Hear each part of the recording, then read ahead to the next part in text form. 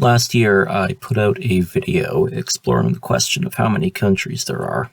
I took it down after a few months because I was unhappy with its quality and because geopolitical events rendered it quickly out of date. So, let's try this again. A lot of people have made videos asking the question, how many countries are there? And every single one of them is wrong. They all give the same answer, and it's barely an answer at all. This cookie-cutter response is, it depends on who you ask. The answer is convenient since it sidesteps saying anything about controversial topics, but I don't want to do that. Reality is not dependent on if we recognize it as such, it just is. Saying the number of countries depends on who you ask is like saying the number of chemical elements depends on who you ask. If we don't recognize calcium as an element, that doesn't mean everyone's bones will immediately collapse because calcium no longer exists. Calcium exists whether we want it to or not, and the same goes for everything. There is only one truth to the world around us, and it's not decided by any one person. No one can dictate what is and isn't real. The cold, hard reality of the world does not bow to our whims. Now that I've given a stroke to all the postmodernists in the crowd by saying that reality is real, let's get down to business. What is a country?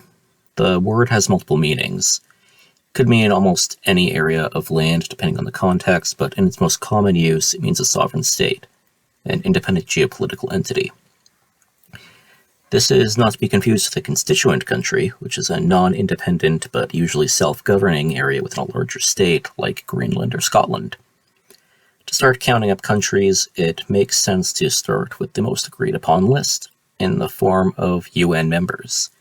The United Nations has 193 member states, so that'll be our starting point, and let's see if I can do this from memory. That would be Canada, the United States, Mexico, Belize, Guatemala, El Salvador, Honduras, Nicaragua, Costa Rica, Panama, the Bahamas, Cuba, Jamaica, Haiti, the Dominican Republic, Antigua and Barbuda, St. Kitts and Nevis, Dominica, St. Lucia, St. Vincent and the Grenadines, Grenada, Barbados, Trinidad and Tobago, Colombia, Venezuela, Guyana, Suriname, Ecuador, Peru, Bolivia, Brazil, Chile, Argentina, Paraguay, Uruguay, Iceland, Norway, Sweden, Finland, Denmark, Ireland, the United Kingdom, Portugal, Spain, Andorra, France, Monaco, Belgium, the Netherlands, Luxembourg, Germany, Switzerland, Liechtenstein, Austria, Italy, San Marino, Malta, Estonia, Latvia, Lithuania, Poland, Czechia, Slovakia, Hungary, Romania, Moldova, Slovenia, Croatia, Bosnia-Herzegovina, Serbia, Montenegro, Albania, North Macedonia, Greece, Bulgaria, I already did Romania,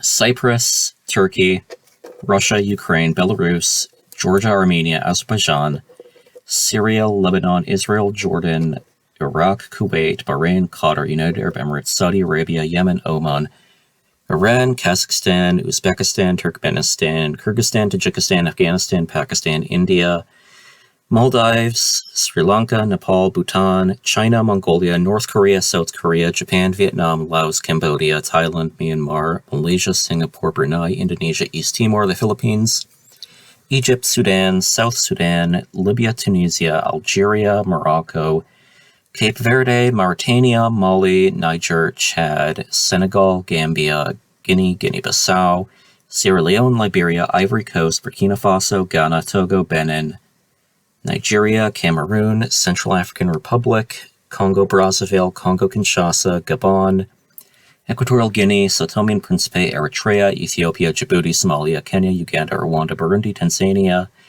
Angola, Zambia, Malawi, Namibia, Botswana, South Africa, Lesotho, Eswatini, Zimbabwe, Malawi, Mozambique, Seychelles, Madagascar, Mauritius, Comoros, Australia, New Zealand, Papua New Guinea, Solomon Islands, Vanuatu, Fiji, Palau, Micronesia, the Marshall Islands, Nauru, Kiribati, Tuvalu, Tonga, and Samoa. I think that's all of them. So, 193 UN members.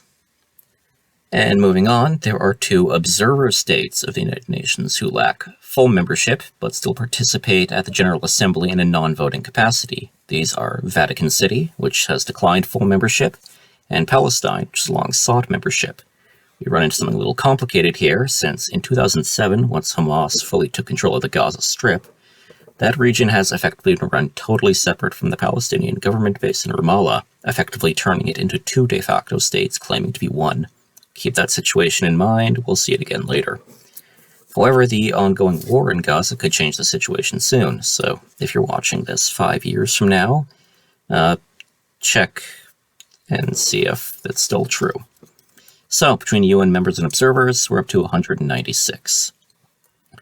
Now, we move on to 3 states that are not UN members or observers, but still partake in some UN agencies.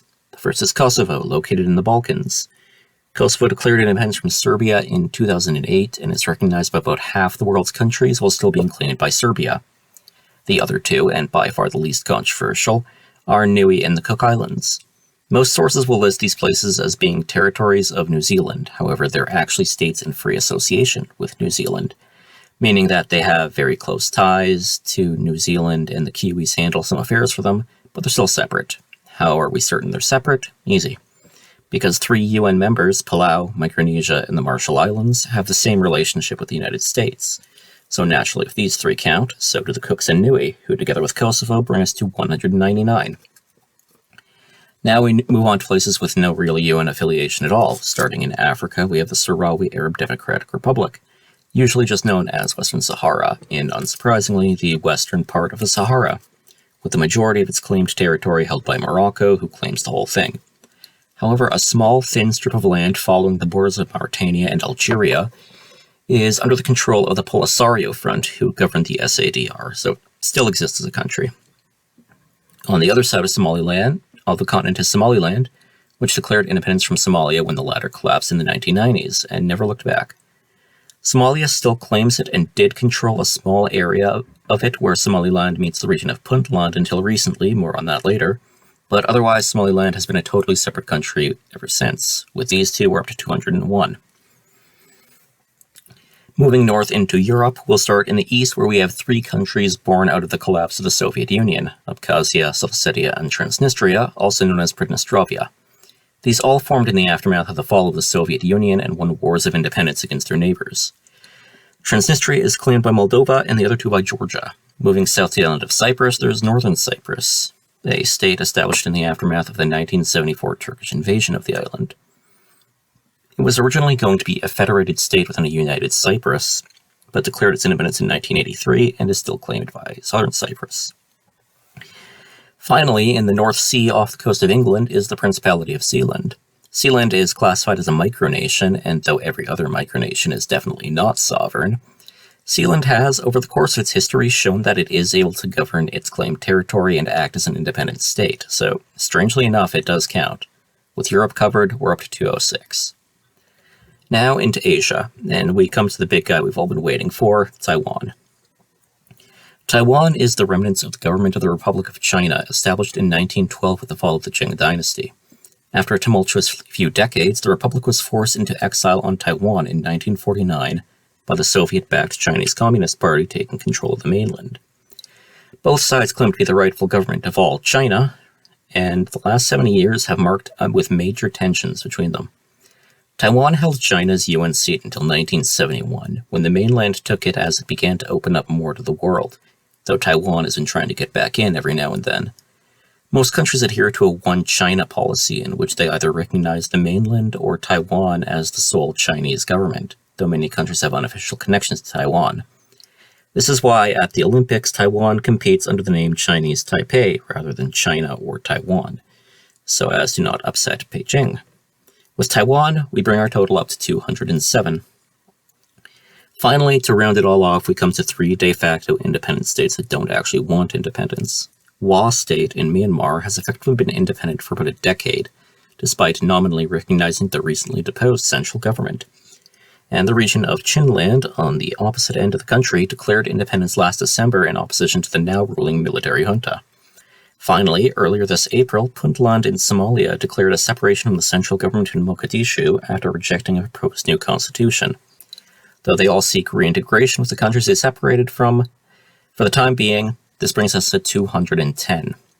But we're not quite done. The whole point of this is to show the objective reality of how many countries there are instead of the annoying non-answer of "it depends," but even then, there's a gray area where things aren't entirely clear. the Sovereign Military Order of Malta. After Napoleon kicked the Knights of St. John out of Malta, they re-established themselves in Rome and were accorded sovereign status in the post-Napoleonic treaties, and they do have the status of an observer at the UN, but not the specific designation of an observer state.